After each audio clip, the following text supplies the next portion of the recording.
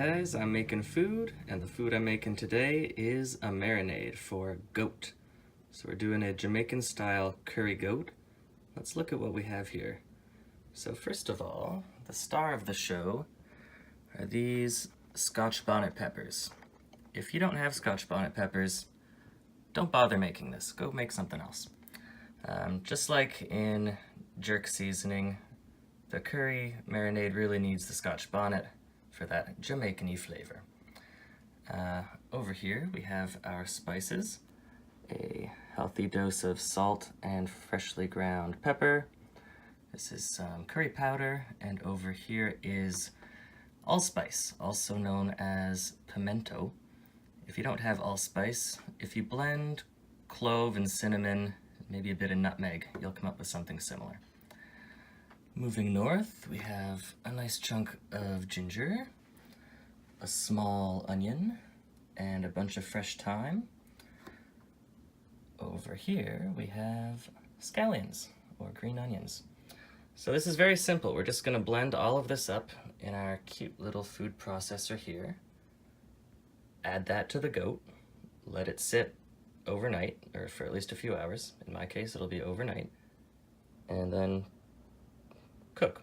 So cooking isn't as simple as that. You gotta separate the goat from the marinade before you brown it and then add the marinade again. But that's the only complicated part.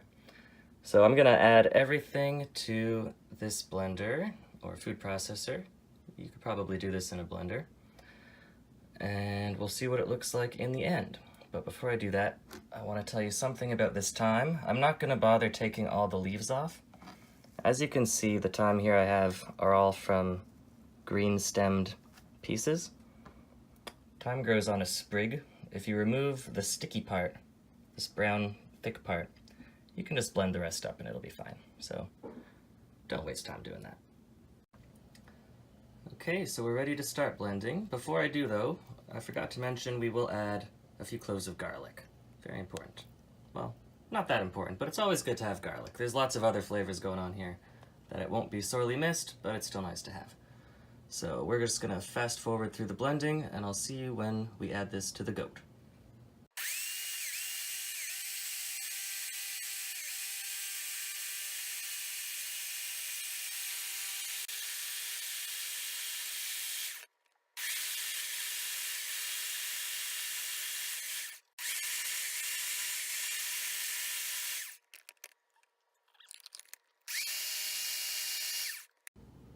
All right, so as you can see, we have produced a nice smooth paste.